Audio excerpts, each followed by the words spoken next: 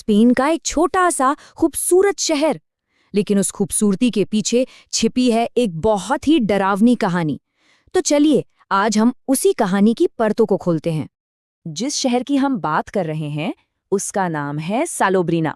दिन में देखेंगे तो लगेगा जैसे किसी पोस्टकार्ड से निकल कर आया है, लेकिन जैसे ही सूरज ढलता है ना, ये जगह पूरी तरह बदल जाती है।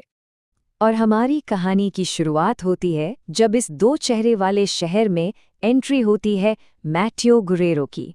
सिर्फ 19 साल का एक लड़का मैड्रिड से आर्किटेक्चर की पढ़ाई करने यहाँ आया था। उसे क्या पता था कि वो इस शहर की सिर्फ खूबसूरती देखने नहीं आया, बल्कि इसके सबसे गहरे और काले राज से भी उसका सामना होने वाला है। तो मैटियो का प्लान तो सीधा साधा था, शहर की पुरानी इमारतों की स्टडी करना। लेकिन आप जानते हैं, कुछ जगहें आपका ध्यान खींच ही लेती हैं। बहुत जल्द उसका ध्यान उन बिल्डिंग से हटकर शहर की अजीब सी खामोशी पर टिक गया, खासकर शाम होते ही।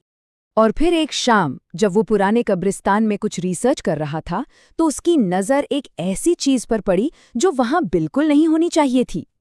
ऐसा लग रहा था मानो किसी भूली बिसरी दुख भरी रस्म की कोई निशानी हो जो वक्त में वहीं जम सी गई हो। उसने देखा कि एक अकेली कब्र के पास एक टूटा हुआ वेडिंग आर्च खड़ा है। उस पर फूल तो थे, लेकिन वो कब के सूख चुके थे, मुरझा गए थे, और उसके नीचे की जो मिट्टी थी ना, वो बाकी जगह से कहीं ज्यादा काली थी। खैर, उस वक्त तो उसने इस पर इतना गौर नहीं किया, लेकिन वो ये नहीं जानता था कि उसी रात से उसकी जिंदगी में एक भयानक सिलसिले की शुरुआत होने वाली थी। शुरुआत बहुत धीरे धीरे हुई। होता है ना, जब आपको लगता है कि कुछ है पर आप श्योर नहीं होते, बस वैसा ही।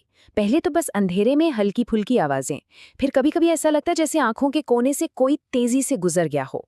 उससे लगा शायद ये उसका वहम है। लेकिन अगली रात वो मौजूदगी और भी ज्यादा बढ़ गई। इस बार वो सिर्फ एक एहसास नहीं था, नहीं, इस बार पीछे सबूत भी छूट रहे थे। हुआ ये कि अचानक उसके कमरे में बर्फीली हवा का एक झोंका आया।